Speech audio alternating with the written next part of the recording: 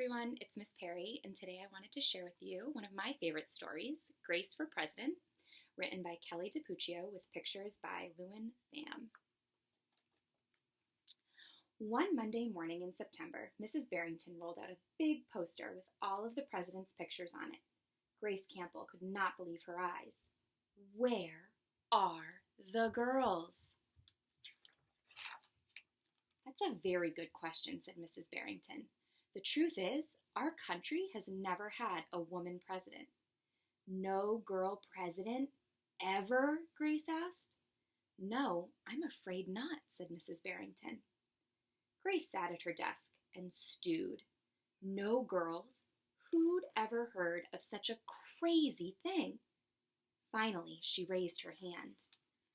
Yes, Grace? I've been thinking it over, and I'd like to be president. Several students in the class laughed. Well, I think that's a star-spangled idea, Grace, said Mrs. Barrington. In fact, we can have our own election right here at Woodrow Wilson Elementary. The snickering in the room stopped. Grace smiled. Would anyone else like to run for president? Mrs. Barrington asked the class. Nobody raised their hand. Becoming president was going to be easy, Grace thought. The next day, Mrs. Barrington made an announcement. In the name of democracy, I have invited Mr. Waller's class to join our election. Their class has nominated Thomas Cobb to be their presidential candidate. Grace's heart sank. Thomas was the school spelling bee champion. His experiments always took a blue ribbon at the science fair, and he was captain of the soccer team. Becoming president wasn't going to be so easy after all, Grace thought.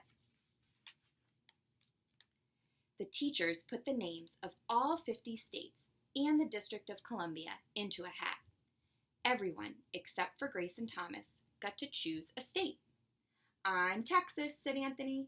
I'm New Hampshire, said Rose. I'm Michigan, said Robbie. What does the number 16 mean? Each state is assigned a number of electoral votes.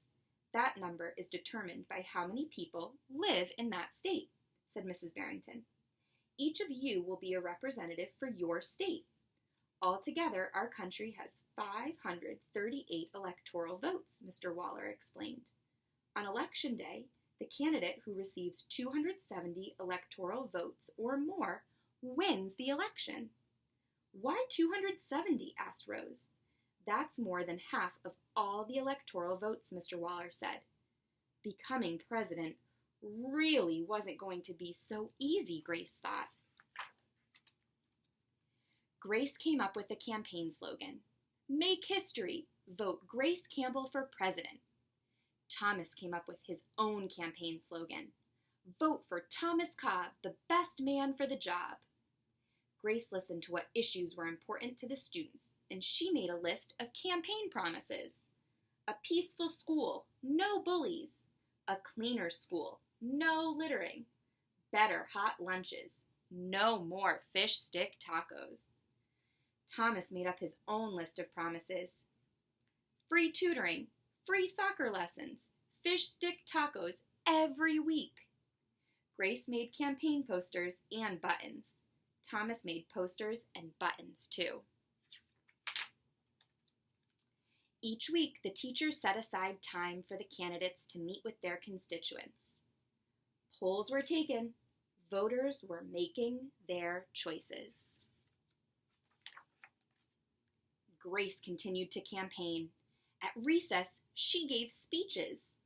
During lunch, she handed out free cupcakes. After school, she held rallies. Meanwhile, Thomas wasn't worried.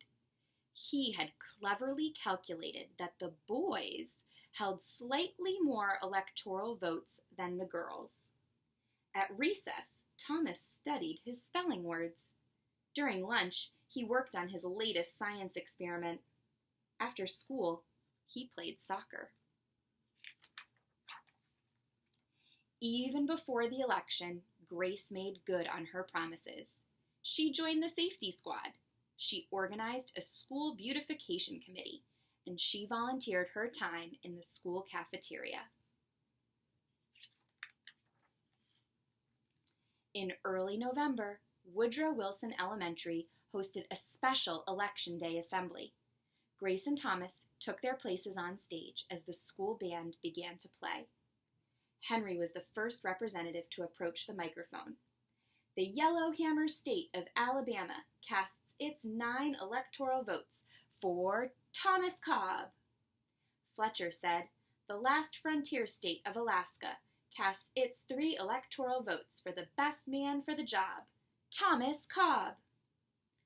Hannah called out, the Grand Canyon state of Arizona casts its 11 electoral votes for Grace Campbell. And so it went.